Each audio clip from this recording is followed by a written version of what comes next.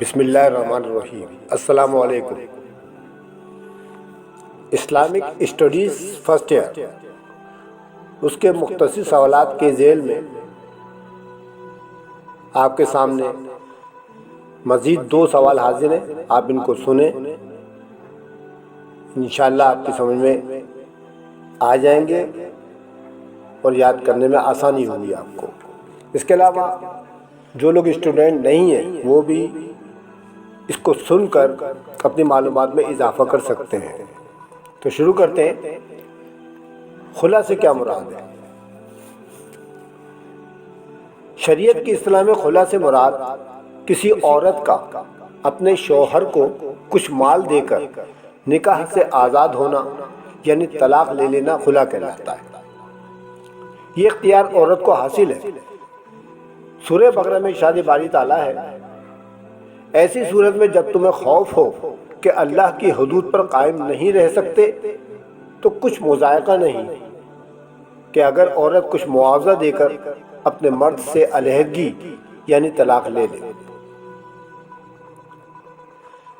خلا کے سلسلے میں اگر گھر کے اندر ہی معاملہ ہو جائے تو جو طے ہوگا وہی نافذ العمل ہو جائے گا، لیکن اگر عدالت میں معاملہ ہو جائے گا تو عدالت صرف اس بات کی تحقیق کرے گی کہ عورت اپنے مرد سے اس قدر متنفر ہو چکی ہے کہ دونوں کا نباہ اب بالکل ناممکن ہے۔ چنانچہ اس تحقیق کے بعد عدالت عورت پر فدیہ تجویز کرے گی اور وہ مال لے کر شوہر بیوی کو طلاق دے دے گا۔ امید ہے آپ کی سمجھ میں آ گیا ہوگا۔ ہمارا سیکنڈ کویسچن یہ ہے کہ شکر اور کفر میں فرق بیان کریں۔ اب شکر کیا ہے اور کفر کیا ہے، اس میں کیا فرق ہے وہ آپ سمجھیں۔ شکر کے معنی ہے کسی کا احسان ماننا اور قدر پہچاننا۔ شکر کے ایک معنی کسی نعمت کے حاصل ہونے پر خواہ وہ کتنی ہی چھوٹی یا کم کیوں نہ ہو دینے والے کے انعام کا اعتراف کرنا اور اقرار کرنا شکر کہلاتا ہے۔ سورہ بقرہ میں ارشاد باری تعالیٰ ہے، وَاشْكُرُوا لِي وَلَا تَكْفُرُونَ، یعنی میرا شکر ادا کرو اور ناشکری مت کیا کرو۔ شکر کی اہمیت سنت نبوی صلی اللہ علیہ وسلم سے واضح ہے کہ حضور اکرم صلی اللہ علیہ وآلہ وسلم رات بھر ادائے شکر کے لیے نماز میں کھڑے رہا کرتے تھے، یہاں تک کہ آپ صلی اللہ علیہ وسلم کے پیروں میں ورم آ جایا کرتا تھا۔ اللہ تعالیٰ نے اپنے پیارے حبیب صلی اللہ علیہ وسلم کی یہ حالت دیکھی تو سورہ المزمل کی یہ آیات نازل فرمائی۔ بسم اللہ الرحمن الرحیم، یا ایھا المزمل قم اللیل الا قلیلا، جس کا ترجمہ ہے، ایک کمبل پوش نبی صلی اللہ علیہ وسلم، آپ رات کو کھڑے ہوا کریں مگر کم۔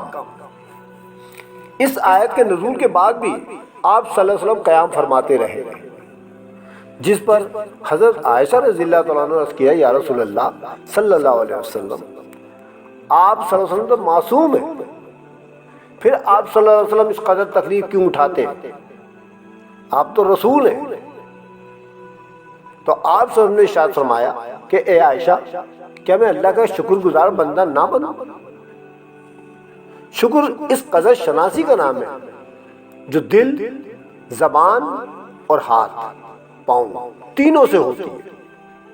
یعنی دل میں قدر شناسی کا جذبہ ہو، زبان سے کیا اقرار ہو، اور ہاتھ پاؤں سے ایسے کام ہو جو احسان کرنے والے کی بڑائی اور تعریف کو ظاہر کرے۔ شکر کی ضد کفر ہے، جس کے معنی چھپانے اور انکار کرنے کے ہیں۔ اسی سے لفظ کافر نکلا، یعنی انکار کرنے والا۔ کفر سے مراد یہ ہے کہ انسان اپنے محسن کا احسان نہ مانے یا اس کے احسان کا انکار کر دے اور اپنی کامیابی کو اپنی کوششوں کا نتیجہ سمجھے، یا اپنے محسن کی رضا کے خلاف اسے استعمال کرے، یا اس کے احسانات کے باوجود اس کے ساتھ غداری کرے۔ قرآن مجید میں شکر اور کفر دونوں ایک دوسرے کے مقابلے میں استعمال ہوئے ہیں، یعنی ایک دوسرے کے اپوزٹ، جس سے معلوم ہوتا ہے کہ کفر اللہ تعالیٰ کی نعمتوں کو بھلا کر احسان فراموش بننا اور اس کی فرما برداری سے انکار کرنا ہے، گویا اسلام کی نظر میں سب سے بری خصلت ہے، خصلت یعنی عادت۔ اس کے برعکس شکر اسلام کی نگاہ میں سب سے بہترین اور اعلیٰ خصلت ہے۔ اس کی ادائیگی سے انسان اللہ کا احسان مند ہوتا ہے اور اپنی پوری زندگی اس کی فرما برداری میں گزار دیتا ہے۔ ہماری اللہ تعالیٰ سے دعا ہے کہ اللہ تعالیٰ ہمیں اپنا شکر گزار بندہ بنائے اور اتباع رسول اللہ صلی اللہ علیہ وسلم کرنے کی توفیق عطا فرمائے، آمین۔